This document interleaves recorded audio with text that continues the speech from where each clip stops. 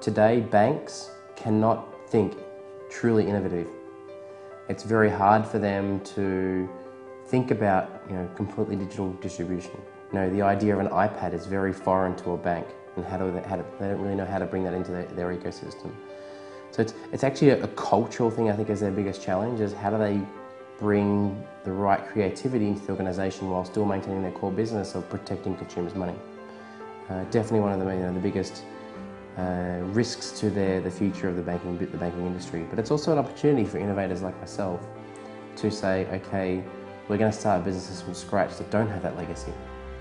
Like PayPal did, and like Dawala and Square did, is that an opportunity to start a bank with a clean slate. And that's the biggest threat to a bank, is that they could be essentially disrupted by other innovators.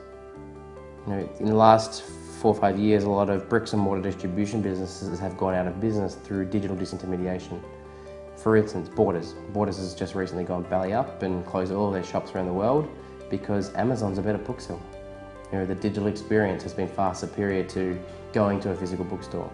Blockbuster was the same. The distribution of movies in a physical media has shut down because iTunes and Netflix and other digital distribution models now have become more prominent than going to your local video store. So I think the same amount of disintermediation is going to happen to the banks. I don't think they can move fast enough to catch up with that.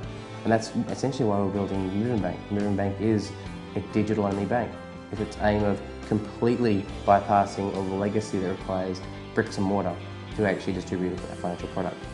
But the other trend, which is not far behind mobile, is that of, the buzzword is big data. Big data is essentially how do you take in large amounts of data from the world's ecosystem to actually optimize the experience for the consumer.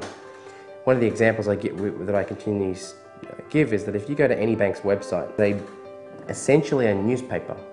It is a broadcasting platform that tries to cater for every single one of their audiences, all on one page, which is quite frustrating for a student, for instance.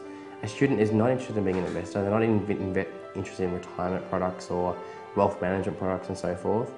They want the bank to actually create an experience that demonstrates a level of understanding of the consumer. And all that essentially is driven by a huge amount of data analytics in the background, which tailor the user experience in a way, or contextualize the user experience in a way that makes it very relevant for the consumer. So I actually think, while big data is the word, I think relevance or contextualization is the other thing which banks really need to start thinking about.